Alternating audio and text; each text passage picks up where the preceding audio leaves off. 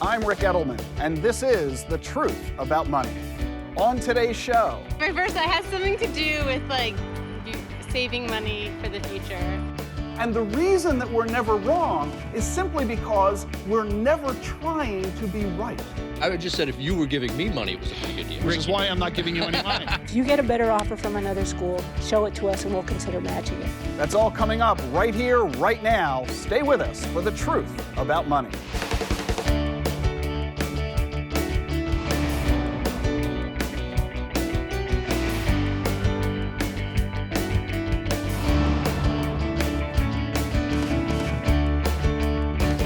You've heard it 1,000 times, but do you really know what IRA stands for? We took our cameras out to find out if people really know, and here's what they said. Independent Resources Alliance? Individual retirement account. Reverse, that has something to do with, saving money for the future, and I don't have one. Individual retirement account. I have no idea. I think it's some kind of investment, though, right? Some people will tell you that IRA stands for Irish Republican Army, and I won't debate the point other than to say that's another TV show. For our purposes, IRA stands for Individual Retirement Arrangement, not account. It's Section 408 of the Internal Revenue Code, where you arrange individually for your retirement. An IRA, therefore, is not an investment. It's not an account. It's simply money that the tax code treats differently from other money. This is important because a lot of people think that IRAs are investments. They're not. And that means financial advisors don't sell IRAs. What do they sell? They sell CDs, mutual funds, stocks, and bonds. And that means you can have a CD inside or outside of an IRA. So think of an IRA as a bucket.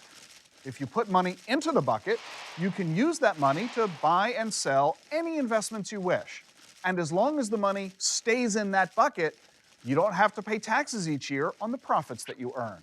Now, is the CD in an IRA any different from one outside of it? Not at all. Oh, sure, the tax treatment is different, but the CD itself is the same. The amount of money you're allowed to place into an IRA each year depends on a lot of factors. Your age, your income, your marital status, and there are also several different kinds of IRAs: deductible IRA, non-deductible, and a Roth IRA. A deductible IRA lets you take a tax deduction when you put the money in. Later, when you withdraw the money in retirement, you'll pay taxes on those withdrawals at that time. The Roth IRA is the opposite. No tax break today when you make a deposit, but the withdrawals are tax-free later. And the non-deductible IRA, well, that's the worst of all three. No deduction today, and the profits are taxed later. Congress changes the limits fairly often about how much you're allowed to contribute. So I've created this nifty little flowchart to help you figure out how much money you're allowed to contribute and to which kind of IRA. If you can't follow all of this on screen, no problem. The chart is available at our website, thetruthaboutmoneytv.com. It's fast, it's easy to use, it's free, and it's a lot of fun, too. Now, check this out. It's from a recent seminar that I presented, and here's some of the Q&A with the audience. I have a question about rebalancing the portfolio, say yearly or every 6 months.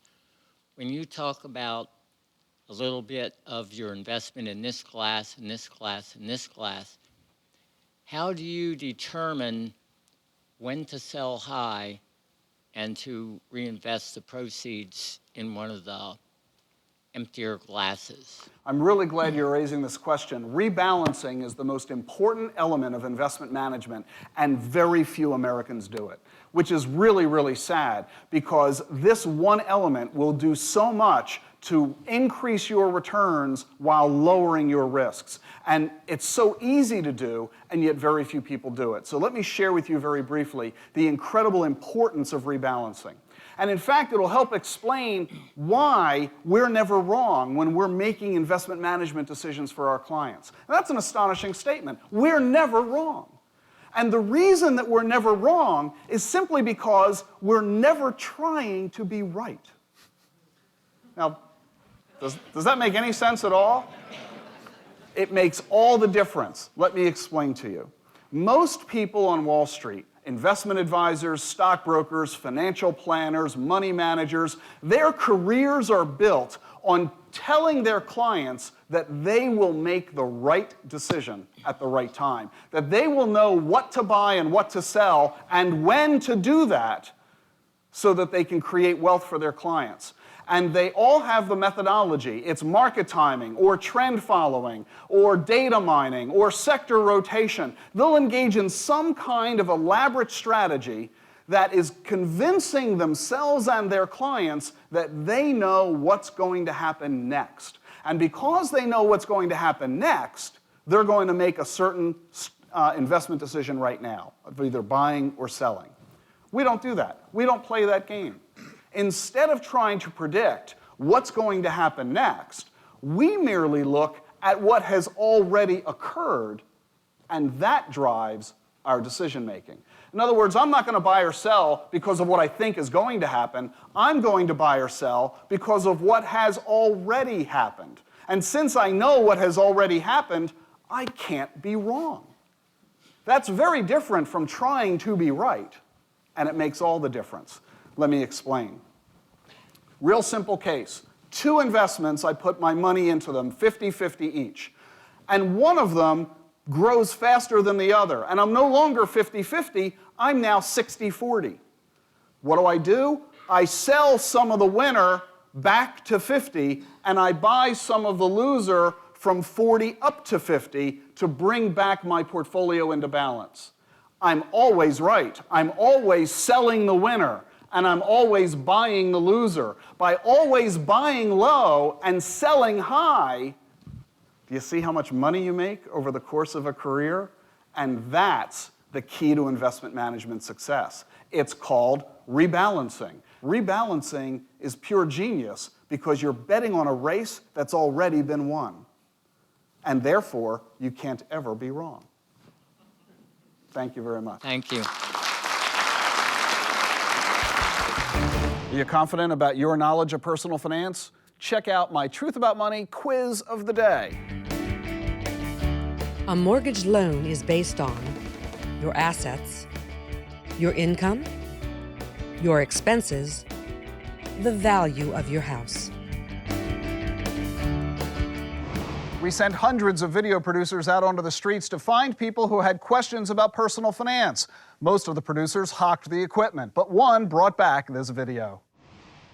Hey Rick, I just left my job and started a new one, and I was wondering what do I do with the money from my 401k from my last job? When my producers told me about this question, even before I knew, I was sure that it was a woman who asked the question. Why? Because men don't like to ask for help with such basic issues as this, proving that women are smarter investors and tend to be better at their personal finances than men. Men, pay attention, you could learn something from women here.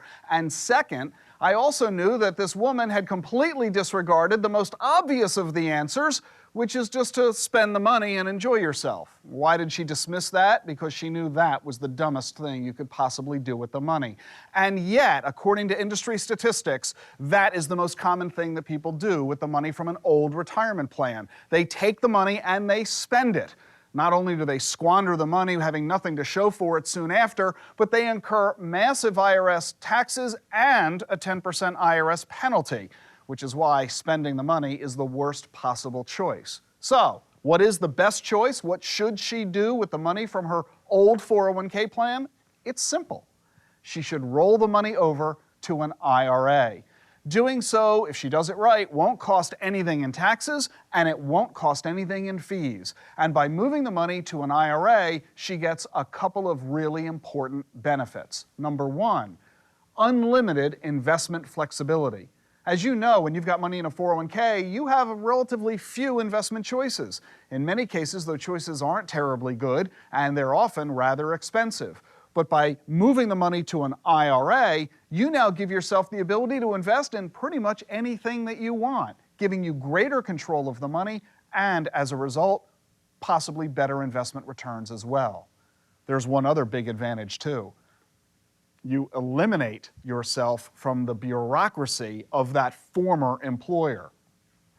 Don't try to tell me that you know everybody there and they all love you to death, especially in the HR department, because we all know that nobody in HR departments love anybody. The real thing is that in 30 years, when you're ready to retire, everybody who knows and loves you from the HR department, they'll have retired before you, and you're not going to know anyone. And you'll be stuck with their bureaucracy. Worse, you'll be stuck with the IRS's bureaucracy. Pulling money out of a 401k is more onerous than taking it from an IRA. So there's no reason to leave the money there, lots of good reasons to roll it over to an IRA, and that's what you should do.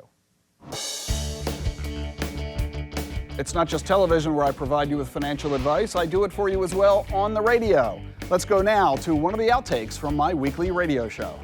Joe, you're in Baltimore. How can we help? Yes, thank you for your show. It's a great show. Thank you. I need a little comment about the gift tax exemptions. Okay. Could you fill me in a little bit on that?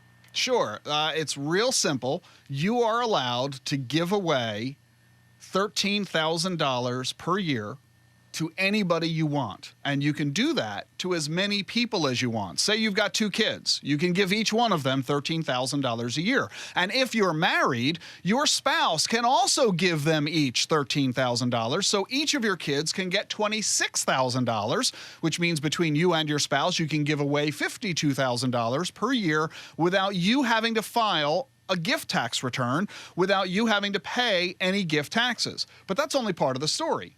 Anderson, what's the other part? Well, the other part is that you can give away more than that, but you just have to simply file a form that says that you're going to reduce the amount of your unified credit or the amount that goes estate tax-free to your heirs at your death. So you can give away under that provision how much money? Well, at this point, for the next 2 years, the rule is $5 million.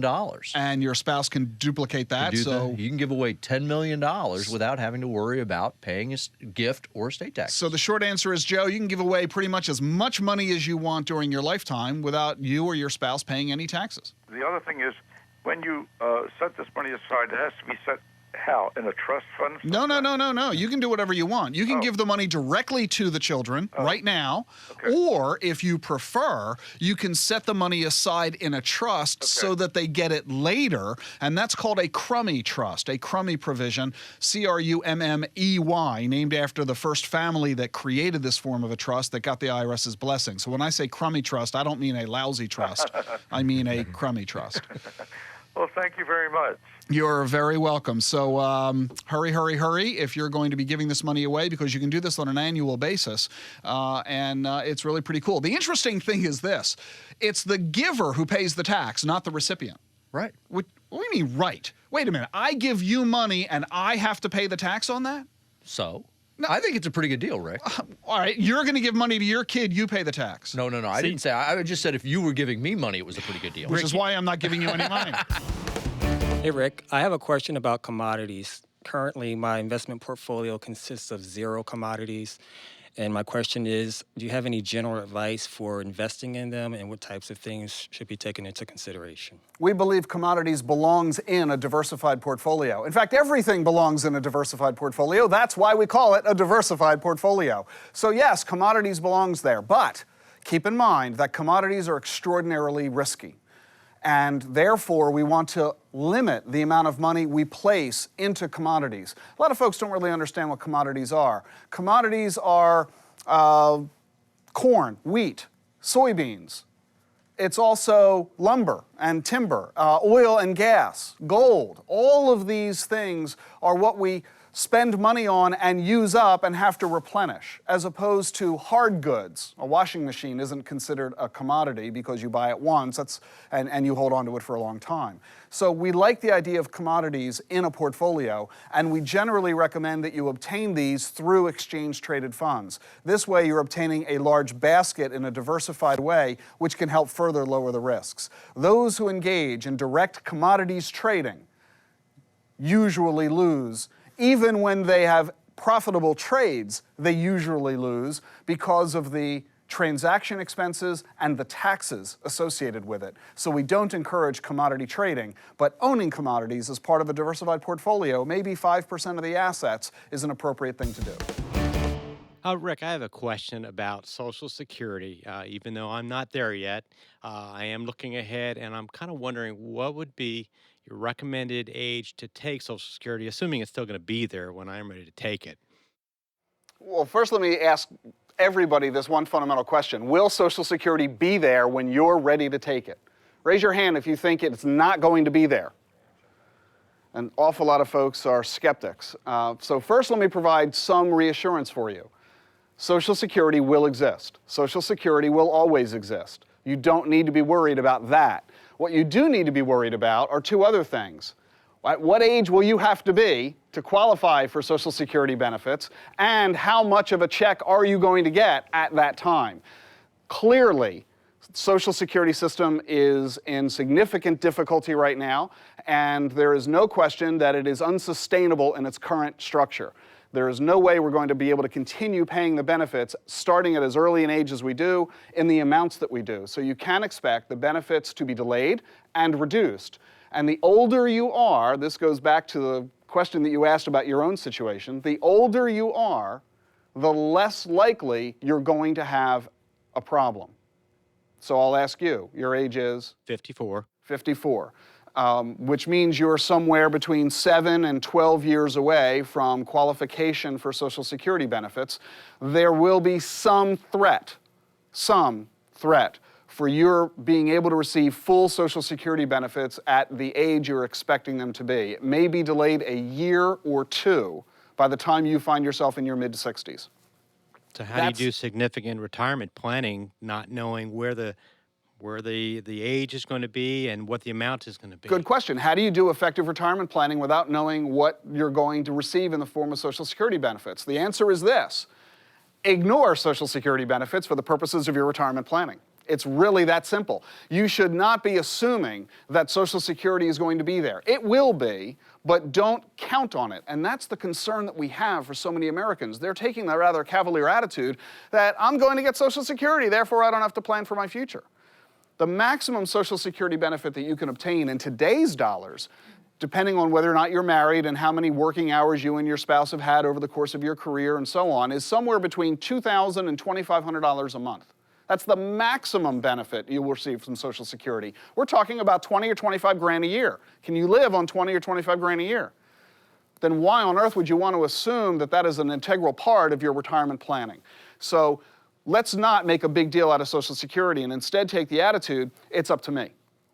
And if it's up to me, we need to start looking at how much income do you want to have in retirement, how many years do we have between now and then, and how much money do I need to start saving so that I can replace my earnings, my W-2 income, I can replace that when I'm ready to retire without having to worry about a dependency on Social Security.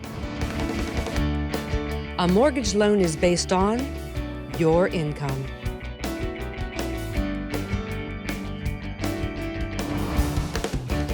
Kim Clark is the senior writer from U.S. News and World Report, and she's the driving force behind the magazine's annual Best Colleges issue. She's become an expert on college financial aid and has won awards for her coverage on college funding. Kim joined us on a prior program, and there was so much audience interest that we decided to do part 2 of our interview to bring you even more information about college financial aid. Here's our continuing conversation with Kim Clark. How much influence should the parents have from a financial perspective on the school that the child selects? Well, as I mentioned, the biggest mistake you can make is to send a kid to a college that he drops out of.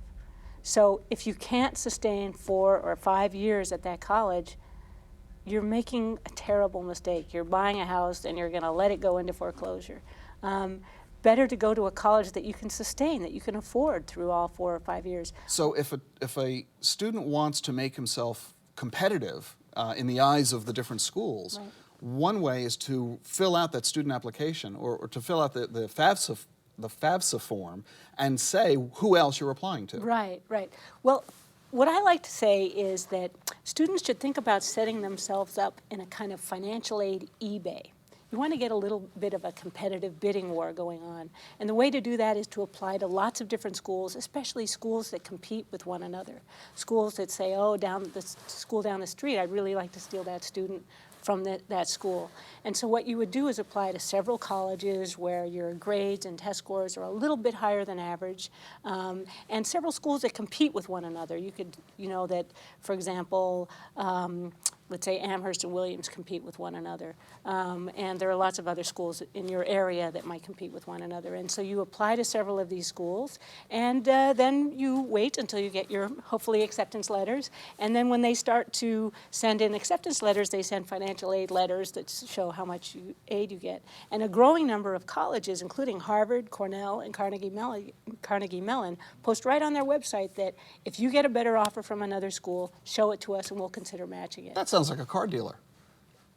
I mean, they're outwardly competing with each other. Carnegie Mellon says, fax us your other offers. Carnegie Mellon also points out in all these schools to say they will only match offers from competitive schools. So of course you're going to get a cheaper school that's, Podunk University. Carnegie Mellon won't match that.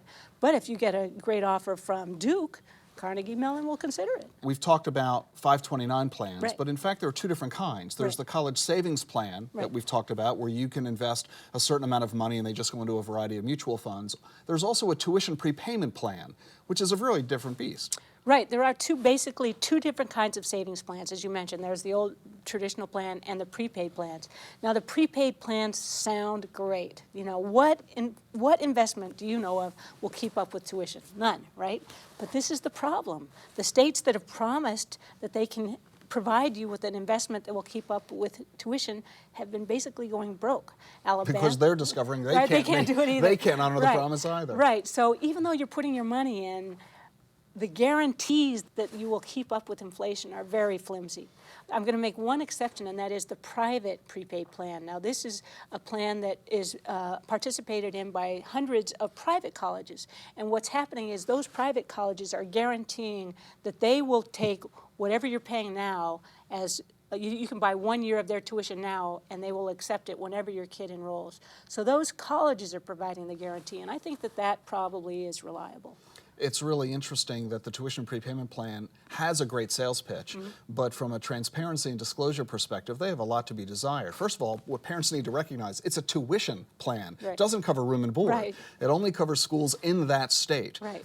And if it's a state school, if it's a private school, it isn't going to count to the same degree. Right. And we find so many pitfalls compared to the college savings program, which is valid at virtually any school in the country, Right. both tuition as well as room and board. Right, and there's some good ways to find cheap savings plans. Savingforcollege.com is a great website. Morningstar has excellent analysis. Talk a little bit about programs like You Promise. Right, so you mentioned that even if the kid is in 16 or something, it might not be worth saving that much, but in fact it is. You can still build up some great savings, and you can accelerate your savings by using these wonderful programs such as You Promise. They don't cost any money. You just register your Safeway card or your Giant card right there on the site. And every time you go and buy, groceries or something, you get 5 cents or something 5% put back into this special You Promise savings account. And if you can get your grandparents or your aunts and uncles to do it also, they can register their credit cards and their grocery cards. You can start to build up some decent money. Literally, Right. without Free even money. trying. Free Yeah. money, I mean, right. you are saving money as you're spending money. Right, so I mean, why would you turn away free money? So those programs are very, very Sure. effective for a lot of Well, I families. mean, you're not going to raise thousands, but you're going to raise hundreds, and it's free It'll pay money. It'll pay for the books. Right. Or at least for some of them. Exactly, right. Kim Clark, U.S. News World Report, thank you so much. Thanks for having me. You were terrific.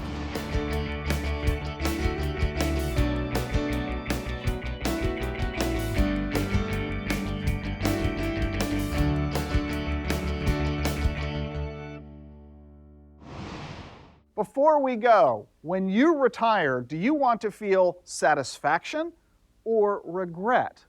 Well, watch out, because half of all retirees say they have regrets. 51% of affluent retirees say they wish they had spent more time focusing on their life goals. They say they wish they had spent more time imagining their ideal retirement lifestyle and then saving for it, instead of saving just enough to survive. Well, maybe it's too late for those retirees, but you still have time. Start today and give yourself a retirement filled with satisfaction, not regret. And that's the truth about money. I'm Ric Edelman. Thanks for watching.